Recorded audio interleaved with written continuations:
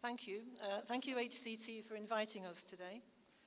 I'm going to speak about the North Devon campaign to stop the threatened changes outlined in the wider Devon STP. And for us, this meant cuts to acute and community beds and the removal of acute services from North Devon District Hospital in Barnstaple, the most remote hospital in mainland England. So what did we do? What was the outcome? And what have we learned? We North Devon campaigners knew about STPs very early in 2016, but Devon had already come under the spotlight with the imposition of a success regime, one of just 3 areas in the country identified as a challenged system needing short-term improvement. This led the CCG and Hospital Trust to roll out a number of stakeholder engagement events where they presented their case for change. We've all heard about how services need to be safe and financially sustainable, and about hard choices. So naturally, we asked if acute services at our district hospital were safe. We were told that there are no red lines. Everything was a candidate for change. The response to a public meeting in June, organised by our campaign group, and a march 2 days later, inspired us to further action. This action picked up on the CCG No Red Lines statement. This was their threat. We made a red line our promise. Our red line would be a march in the August. We would circle the hospital in Barnstaple to symbolise the people protecting and defending our services. Our red line, not theirs. Our services and staff, not theirs. The lunacy and irrationality of removing acute services when the next nearest hospital was, via country roads, around 2 hours away from parts of North Devon, and that resonated with the public. We said that people would die on the road to Exeter, just as they did 40 to 50 years ago before we had the district hospital. The public agreed. 400 to 500 of them turned up wearing red, forming a long red line up the hill to and around the hospital. The red line was a very powerful visual motif. Then we had a stroke of luck. The first draft of the STP was leaked to us on the 8th of September. Here, in black and white, were proposals to cut beds, to shift services from North Devon District Hospital to Exeter and Plymouth.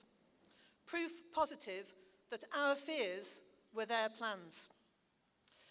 We were told, of course, that nothing had been decided. It all depended on the outcome of the acute services review, due to be published in the spring or summer of 2017. So what did we do? We painted our red line outside CCG HQ, held a rally there with red ribbons, balloons and posters, got ourselves on TV. We held another march and rally in Barnstaple. This time, our red line would paint the town red. In August, we'd had 400 to 500 in our red line. In October, we had 4,000 to 5,000 flooding the town red. It was brilliant. Even our Tory MP felt moved to vocalise support for us. How about that? And once again, of course, we were on TV, on local TV. We held public meetings, 12 of them in towns and villages across North Devon between October 2016 and March 2017. More than 4,000 people attended these meetings, and we collected around £5,000, partly through donations and partly through selling SOHS badges, T-shirts and sweatshirts. You can do so in the corner later if you like. We delivered 40,000 leaflets in total, advertising the meetings. We collected names and contact details.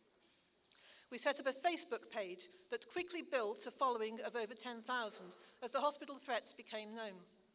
We set up a website and sent a regular, frequent newsletter to over 500 subscribers. We delivered door-to-door about 80,000 cards, over 90% of households right across North Devon, pretty rural, telling people what cuts were planned, what the threats were, what they could do, who they could contact, what they should say, how they could donate.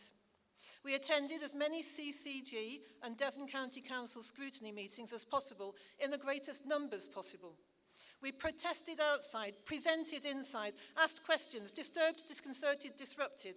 We focused on hypocrisy, the lack of accountability. We pushed to get Devon County Council to support a motion to pause the STP in December. It was unanimous. But how could it be anything else with so many eyes on them and an election due in May?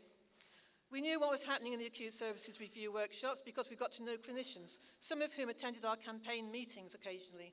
We got the local media on side, the TV at several public meetings and all protests and marches, the local papers who were especially interested in the leaked documents and the SOHS response. Letters, press reports, as much publicity as often as possible. What was the outcome? A proposal for acute services to remain at North Devon District Hospital. The 4 Devon acute hospitals to establish a support and clinical network. We know that this proposal was directly influenced by continued pressure and mass support in Devon, but we're not out of the woods yet. Can they fill all the vacant posts? Can they make it work? What will be the price we have to pay? Perhaps the loss or redesign of elective and outpatient services comprise our next campaign. Nettie, very quickly, what have we learned? Get the message out and people will support you. Find a motif that resonates. The red line worked for us, and along with our logo, still has immediate recognition. Use your best local arguments, be it geography, demographics, social makeup, and repeat, repeat, repeat. Theme, brand, promote. Red line, help form one, be part of one, that sort of thing. Make contact with medical staff, be they inside or outside hospital. Expose management failures. Keep the pressure on, no more than you should. Keep the campaign running. We have meetings twice a month with a regular attendance of 16 to 20 people. Share the burden. Don't give up. The reinstatement of our NHS is worth fighting for. Think national, act local. And there's our red line.